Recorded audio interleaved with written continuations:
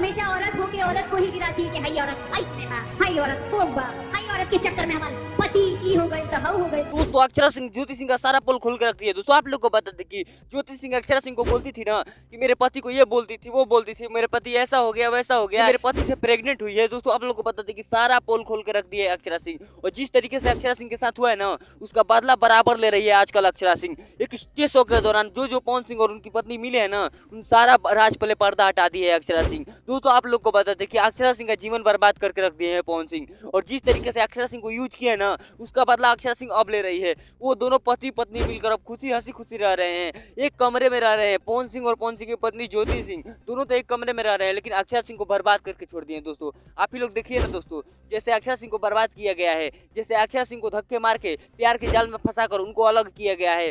अक्षरा सिंह जैसी हिम्मत वाली लड़की हमें देखने को नहीं मिलती है। दोस्तों अपने बल पर भोजपुरी में आकर खड़ा हुई है, सिंगिंग के दम पर आज मार्केट में चल रही है। दोस्तों आप लोग को बता दें कि अक्षरा सिंह का कोई भी गाना आता है ना तो ट्रेंडिंग में ट्रेंड जरूर करता है। दोस्तों क्या पवन सिंह को ऐसा करना चाहिए था? दोस्तों आप लोग को बता दें कि लड़की के इज्जत के साथ खिलवाड़ नहीं करना चाहिए। दोस्तों आप ही लोग बताइए कि पवन सिंह अक्षरा सिंह के साथ जो किए हैं, आज के डेट में अक्षरा सिंह भोजपुरी की सबसे सुपर स्टार बनी है, वो भी अपने बल पे, अपने बल बूते पर आज भोजपुरी में खड़ी हुई है। इस तरीके से वो दोनों पति पत्नी आजकल खुश रह रहे हैं, वैसे अक्षरा सिंह नहीं रह रही है दोस्तों, और अक्षरा सिंह को बर्बाद करके अकेले छोड़ दिए हैं। दोस्तों आप लोग को बता दें कि जो अक्षरा सिंह बोलेगी उसका सारा अपडेट हम आप लोग को देते रहेंगे। दोस्तों हमारे चैनल पर है तो चैनल को सब्सक्राइब जरूर कर लीजिएगा। मिलते हैं दोस्तों किसी नए वीडियो में किसी नए टॉपिक के साथ, तब तक के लिए बाय।